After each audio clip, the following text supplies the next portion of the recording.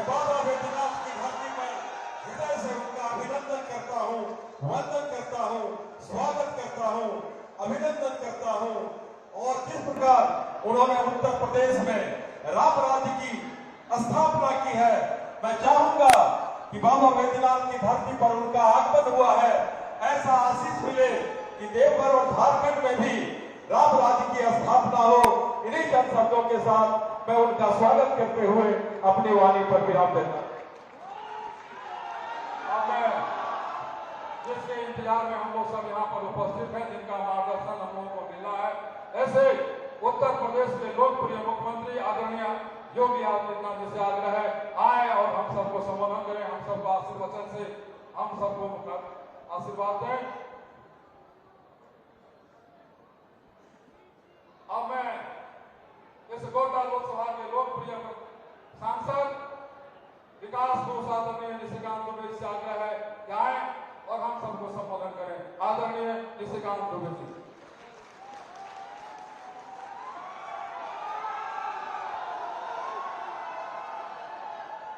हम लोग इनका संबोधन सुनने के लिए आए हुए हैं। उत्तर प्रदेश के अत्यंत लोकप्रिय मुख्यमंत्री, भारतीय जनता पार्टी के भविष्य के कर्णधार और जिनके साथ मुझे संसद में कार्य करने का मौका मिला और हम लोग पड़ोसी भी रहे, क्योंकि मेरा घर 18 नंबर गुरुद्वारा रकाबगंज रोड है और योगी जी का घर 19 नंबर गुरुद्वारा रकाबगंज रोड है। वैसे परम आदरणीय योगी आदित्यनाथ जी का मैं स्वागत करता हूँ, अभिनंदन करता हूँ। हम गोड्डा की लोकसभा की धरती पर हमारे विधायक जिसके लिए कि हम वोट मांगने आए हैं, विधायक नारायण दास जी, आपको पता है कि इस तरह के महत्वपूर्ण मंच पर मैं बहुत ज्यादा नहीं बोलता। आज मुझे भी योगी आदित्यनाथ जी को सुनना है, आपके साथ ही सुनना है। मैं आग्रह करूंगा योगी आदित्यनाथ जी से कि आप आए और हम लोगों का मार्गदर्शन करें। जय हिंद, जय भारत।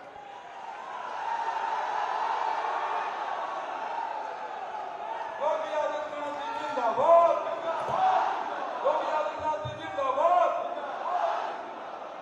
भारत माता की, भारत माता की, भारत माता की, गंगे मैया की, गंगे मैया की। वंदे वंदे वंदे। नमः पार्वती पतये हर हर। मंच पर उपस्थित भारतीय जनता पार्टी के झारखंड के प्रभारी डॉक्टर लक्ष्मीकांत वाजपेयी जी, लोकप्रिय सांसद माननीय डॉक्टर निशिकांत दुबे जी,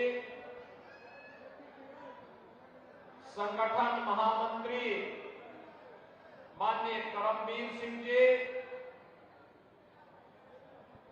झारखंड भारतीय जनता पार्टी के प्रदेश के उपाध्यक्ष श्री राकेश प्रसाद जी, देवघर के जिलाध्यक्ष श्री सचिन रमानी जी, देवघर के वर्तमान विधायक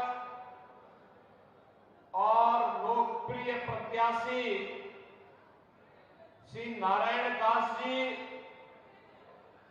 पूर्व मंत्री आलोक रंजन जी और बाबा बैजनाथ धाम की पावन धरा से जुड़े हुए देवघर विधानसभा क्षेत्र के मेरे सभी उपस्थित बहन और भाइयों, जिस पावन धरा का कंकड़ कंकड़ संकर हो, कौन ऐसा भारतीय होगा जिसका सिर सदमा के साथ उस पावन धरा के लिए न झुकता हो। और मैं इसीलिए इस पावन धरा को कोटि कोटि नमन करते करते हुए आप सभी उपस्थित बहन और भाइयों का मैं हृदय से अभिनंदन करता हूं, स्वागत करता हूं। बहन और भाइयों, मुझे बहुत अच्छा लगा कि आज मुझे यहां पर भारतीय जनता पार्टी ने, माननीय श्री निशिकांत दुबे जी ने बाबा के इस धाम की इस चुनावी सभा के बहाने बाबा के दर्शन करने का सौभाग्य भी दे दिया है। हमारे उत्तर प्रदेश से लाखों की संख्या में श्रद्धालु सावन के महीने में आते हैं, बड़ी श्रद्धा भाव के साथ आते हैं।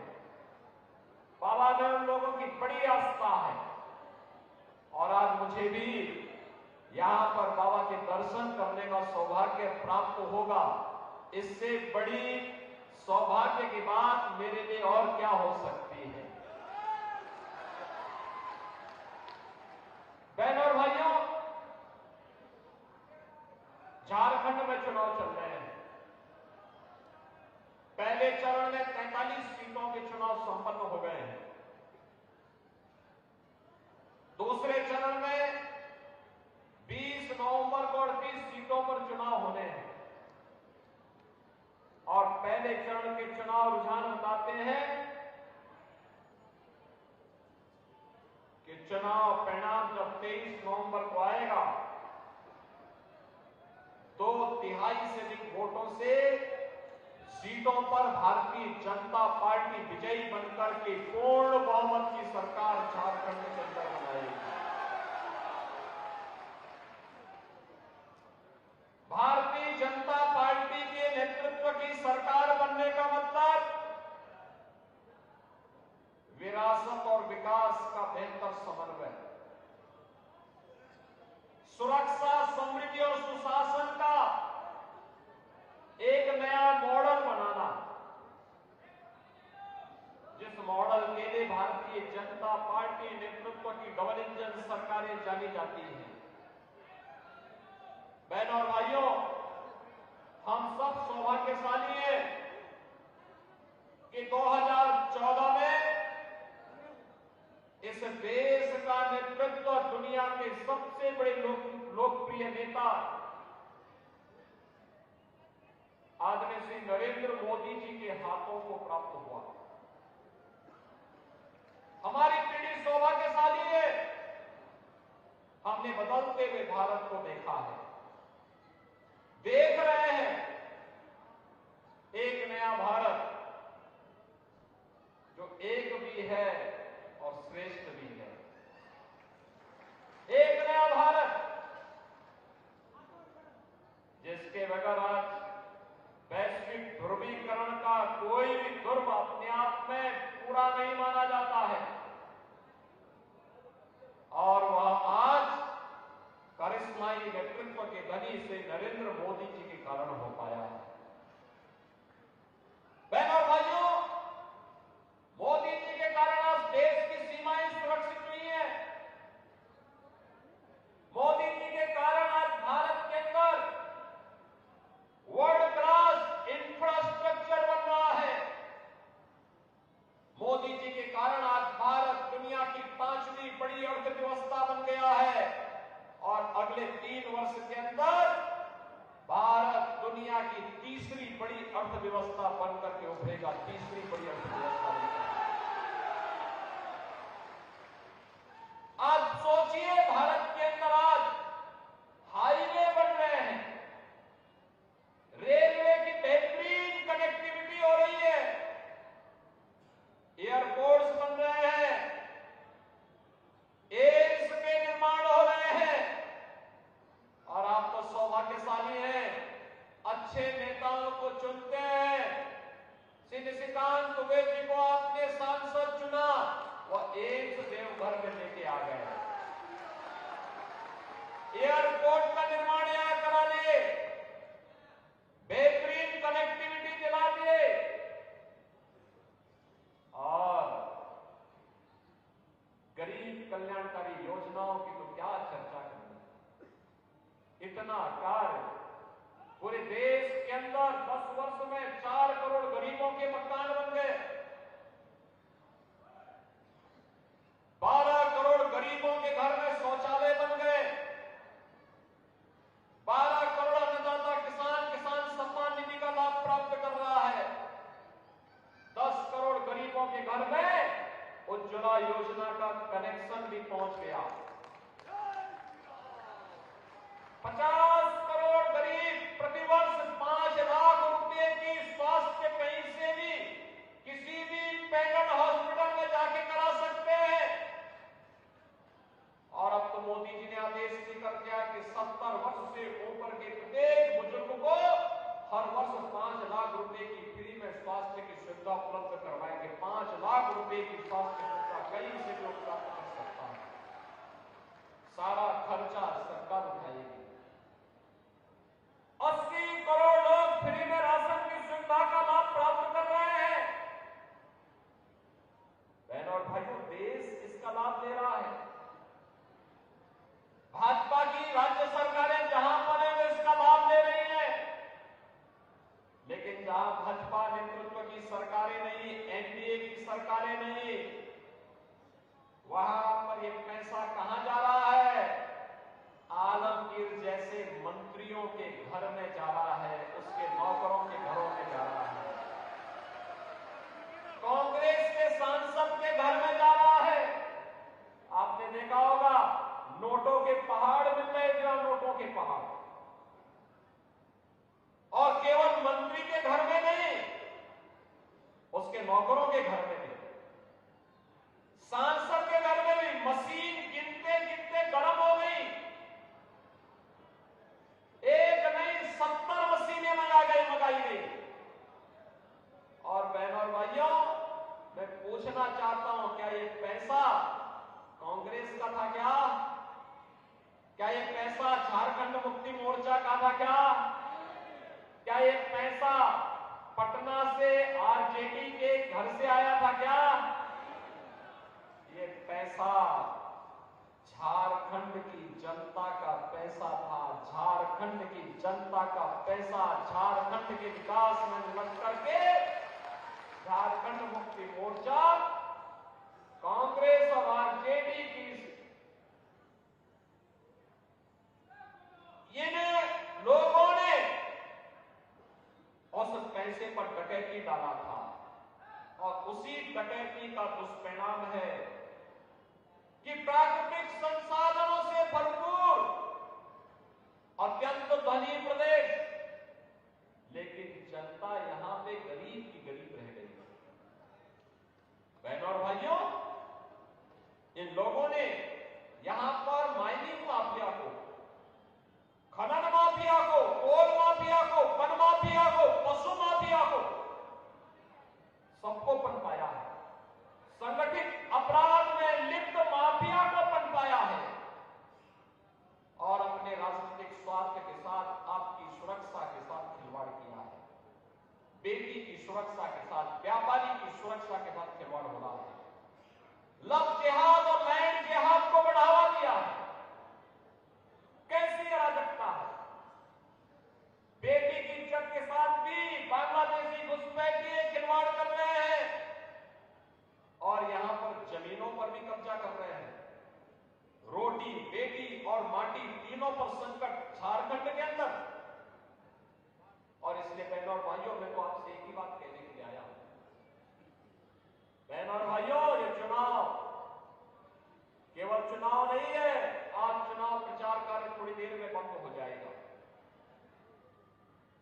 भारतीय जनता पार्टी की डबल इंजन सरकार जहां जहां भी है, वहां न लव जिहाद हो सकता है, न लैंड जिहाद हो सकता है।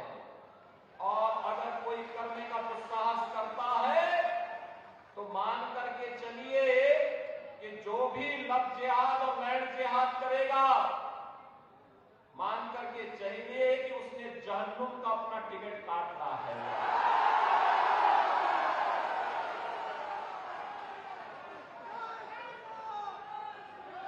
वहां पर नहीं हो सकता, वहां पे कोई गौ हत्या नहीं कर सकता है,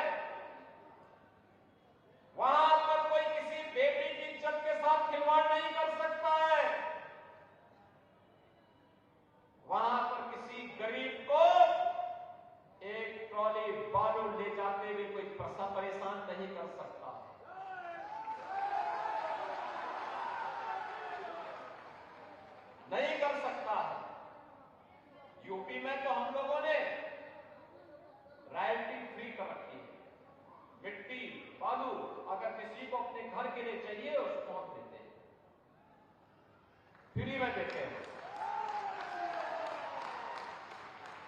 लेकिन सैंड माफिया पर, बजरी माफिया पर उतनी शक्ति भी है, माफिया पर उतनी शक्ति भी है, कोल माफिया पर उतनी शक्ति भी है, लैंड माफिया पर उतनी शक्ति भी है, संगठित अपराध में लिप्त माफिया पर उतनी ही शक्ति भी है। धरती माता को कोई अपवित्र नहीं कर सकता, कोई नहीं कर सकता, और करेगा तो जहन्नुम की यात्रा के लिए भी तैयारी करेगा। और इसलिए बहनों और भाइयों, मैं तो आपसे कहने के लिए आया हूं, विकास जब दोनों सरकारें एक जैसी हों, वो तो अपने परिश्रम से, अपनी मेहनत से, अपने सांसद श्री निशिकांत दुबे जी प्रधानमंत्री जी से कह करके एम्स लेके आ गए, एयरपोर्ट लेके आ गए, कनेक्टिविटी लेके आ गए। बहनों और भाइयों, अन्यथा बहुत कठिन होता है, बहुत कठिन होता है। मैं आपसे यही कहने के लिए आया हूं,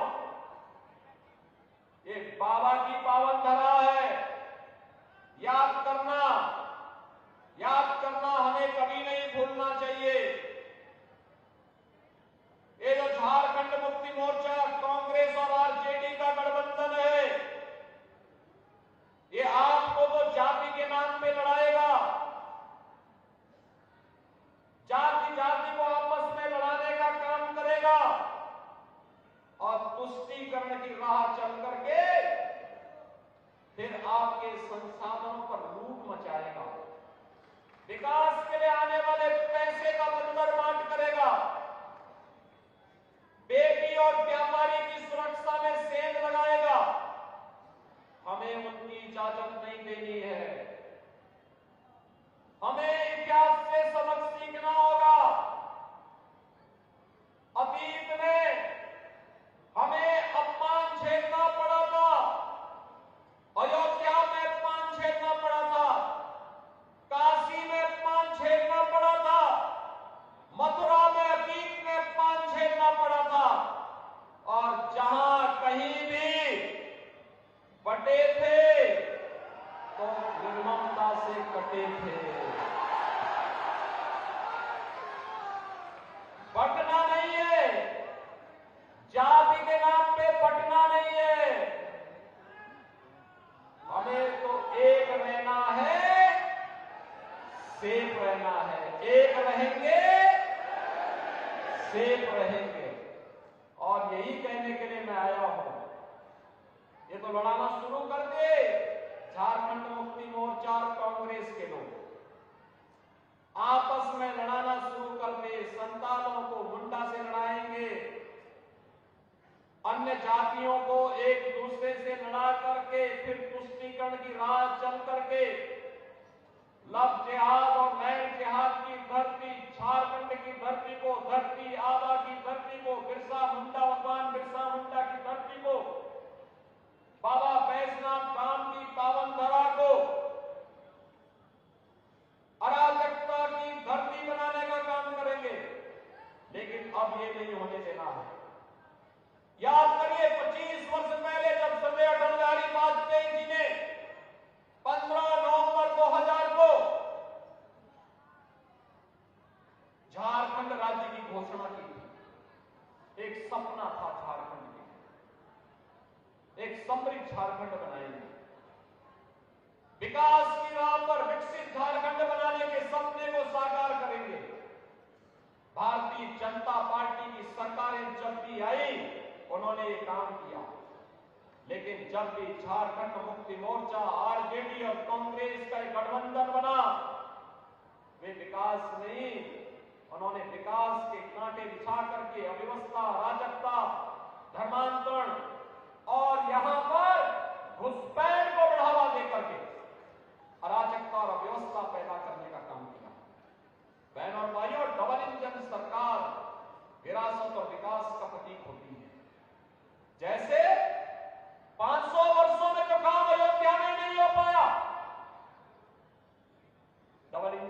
सरकार बनी, मात्र 2 वर्ष में अयोध्या में राम मंदिर का निर्माण हो गया। मात्र 2 वर्ष,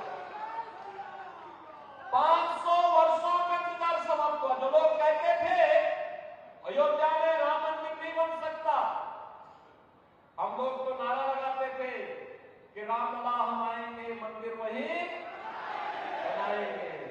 लोग कहते थे कि तारीख नहीं बताएंगे। हमने कहा बच्चे आने दीजिए सरकार के पास, सरकार जैसे ही बनेगी तारीख भी बताएंगे। और तारीख ही नहीं बनाई, अब राम मंदिर बनकर के रामलला विराजमान भी हो गए हैं। अयोध्या में रामलला के विराजमान होने पर आप लोगों को खुशी हुई ना? तो मान करके चलिए बाबा विश्वनाथ भी और कृष्ण कन्हैया भी अब चुप नहीं बैठने वाले हैं, नहीं बैठने वाले हैं। याद रखना, भाजपा शासित किसी भी राज्य सरकार में, किसी भी राज्य में गौ हत्या नहीं हो सकती। कोई गौ हत्या करेगा तो उसका खामियाजा भुगतेगा। और इसलिए बहनों और भाइयों में आपसे कहने के लिए आया हूं, भारतीय जनता पार्टी ने जो आपके लिए एक संकल्प लिया है झारखंड के लिए, और झारखंड का ये संकल्प है कि जैसे ही 23 नवंबर को घोषणा होगी कि झारखंड में भारतीय जनता पार्टी नेतृत्व की पूर्ण बहुमत की सरकार बन रही है, कैबिनेट की पहली बैठक होते ही 1.5 लाख नौजवानों के लिए नौकरी का विज्ञापन जारी है। गोगो दीदी योजना के अंतर्गत भाजपा ने संकल्प लिया है, हर महिला के खाते में 2100 रुपया देंगे हर महीने। ग्रेजुएट और पोस्ट ग्रेजुएट हर नौजवान को हर महीने 2000 रुपए का बेरोजगारी भत्ता देंगे। और पीएम इंटर्नशिप स्कीम के अंतर्गत 5000 रुपए मासिक उपलब्ध करवाएंगे। भारतीय जनता पार्टी ने संकल्प लिया है, सरकार बनते ही 21 लाख गरीबों को प्रधानमंत्री आवास योजना का लाभ देंगे। और उज्ज्वला योजना का कनेक्शन जिन घरों में है उन्हें 500 रुपए में सिलेंडर देंगे और वर्ष में 2 सिलेंडर भरा हुआ फ्री में भी उपलब्ध करवाएंगे। बहनों और भाइयों, ये जो खजाना अब जो पहले आलमगीर जैसे मंत्रियों के घर में पैसा भरता था, अब जब जनता जनार्दन के घर में आएगा तो झारखंड में तो खुशहाली ही खुशहाली आएगी। और उसी खुशहाली के लिए आपका आह्वान करने के लिए आज मैं स्वयं उत्तर प्रदेश से आपके बीच में अपील करने के लिए आया हूं। बहनों और भाइयों,